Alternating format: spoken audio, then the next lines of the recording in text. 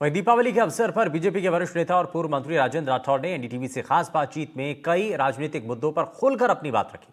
राठौड़ ने कहा कि बिहार में जनता एक बार फिर से एनडीए पर भरोसा जताएगी और प्रदेश में फिर से एनडीए की सरकार बनेगी। राजस्थान की अंता विधानसभा सीट पर हो रहे उपचुनाव को लेकर राठौड़ ने कहा कि जनता कांग्रेस की नीतियों से निराश है और बीजेपी प्रत्याशी को पूरा जन समर्थन मिलेगा। दिवाली का उत्सव ऐसे में चारों ओर खुशियाँ खुशियाँ नजर आ रही है। हमारे साथ दिवाली की खास अवसर पर राजेंद्र राठौड़ साहब है। सर, इस बार आपकी दिवाली कैसे बन रही है? बहुत अच्छी बन रही है। परंपरागत रूप से पिछले 30-35 साल से कोई दीपावली ऐसी नहीं रही जिसमें चूरू, जो मेरे दिल का पहला प्यार है, उन लोगों के बीच में आकर दीपावली की शुभकामनाएं नहीं दी हो। तारानगर के अंदर कल था, आज चूरू में हूँ। सैकड़ों की संख्या में लोग मिल रहे हैं और जिस प्रकार की बाजार की रौनक इस बार दिखाई दी, भूतों ने भविष्य पहले कभी नहीं। जीएसटी की कम दरों के कारण से लोगों ने जमकर खरीदारी की है। अमन चैन है, डबल इंजन की सरकार से लोग संतुष्ट हैं। सर, पटना घूम के आए हो, किस प्रकार की बयार है वो पटना में इस समय बह रही है? पटना में इस बार 3 तरह की दीपावली मनाई जा रही है। एक दीपावली मर्यादा पुरुषोत्तम रामलला के विराजने के पश्चात की दीपावली, एक नया उत्साह। धर्म नगरी है, धर्म राज्य है वो, जहाँ मौर्य वंश का पुर्दाभाव हुआ था।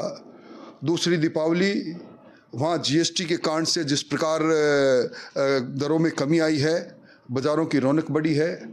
और तीसरी दीपावली, लालू राज का अंत, भ्रष्टाचार और गुंडागर्दी का अंत, और एक बार पुनः अंत करने के लिए आतुर लोग। इसके कारण से वहाँ लोग आत्मविश्वास से लवरेज है। एनडीए की सरकार पूर्ण बहुमत से और पिछले आंकड़े से ज़्यादा विधायकों के साथ बनेगी। हम पार्टी हो या फिर उपेंद्र कुशवाहा जी की पार्टी हो, 6 सीटें दी है, क्या संतुष्ट हैं वो? कुछ देखिए, संतुष्ट वो तो उन पर है, पर एकाकार है। आज एनडीए के 5 घटक भारतीय जनता पार्टी बड़े भाई की भूमिका में है, जनता दल यूनाइटेड से छोटे भाई, और बाकी हम और लोजपा और ये सब पार्टियां एक दूसरे से परिवार के रूप में चुनाव लड़ रही है। और आपने देखा होगा, एनडीए गठबंधन के बिखराव को देखा होगा। फ्रेंडली फाइट के नाम पर टुकड़े टुकड़े वापस हो गए उनके, इसलिए कहीं कोई मुकाबला नहीं। आपको लगता है कि जो फूट अब दिखाई दे रही, वीआईपी पार्टी हो या फिर कांग्रेस हो या फिर आरजेडी हो, ये तमाम पार्टी एकजुट नहीं रह पाई, चाहे माले हो माकपा हो? कहीं कारोड़ा कानूबती ने कुनबा जोड़ा वाली बात है। ये कभी एक ना इनकी संस्कृति मिलती, ना इनकी नीतियाँ मिलती, इसलिए एक है ही नहीं। इसलिए टुकड़े टुकड़े हैं, टुकड़े ही रहेंगे। राजस्थान में आते हैं सर, अंता चुनाव क्या रहेगा? अंता चुनाव में वो गृह जिला है वसुंधरा जी का, जिन्होंने विकास के आयाम स्थापित कर रखे। वहाँ चप्पे चप्पे से उनका परिचय है। आज तक कभी वसुंधरा जी ने जहाँ भी जिस भी चुनाव में वहाँ गए, वहाँ हारे नहीं, तब भी नहीं हारेंगे, जीतेगी बीजेपी। निकाय चुनाव कब तक डेट आ जाएगी? इंतजार बढ़ रहा है। सरकार पर है, पर मैं समझता हूँ कि अगला साल निकायों को और पंचायत राज के चुनाव को लेकर आएगी। साल प्रदेश सरकार विचार कर रही है कि इस बार सीधे चुनाव, जिस प्रकार 2009 में हुए थे, 16 साल बाद सीधे चुनाव करने की प्रक्रिया की ओर बढ़ रही है सरकार। क्या?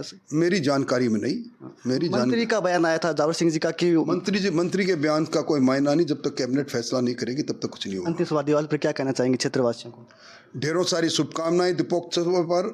ये सांप्रदायिक सद्भाव का त्यौहार, प्यार का त्यौहार, आपस में प्यार बांटने का त्यौहार, विश्वास बांटने का त्यौहार, मर्यादाओं को स्थापित करने का त्यौहार। ये दीपोत्सव चूरू वासियों के लिए, राजस्थान वासियों के लिए खुशहाली लेकर आए, शांति लेकर आए, अमन चैन लेकर आए, और इसी प्रकार की प्रगति के राह पर राजस्थान लगातार बढ़ता रहे। ढेरों सारी शुभकामनाएं। देखिए, भाजपा के कद्दावर नेता थे राजेंद्र राठौड़ साहब, जिन्होंने अपनी बात रखी और दिल से रखी। एनडीटीवी के लिए चूरू से गजेंद्र सिंह।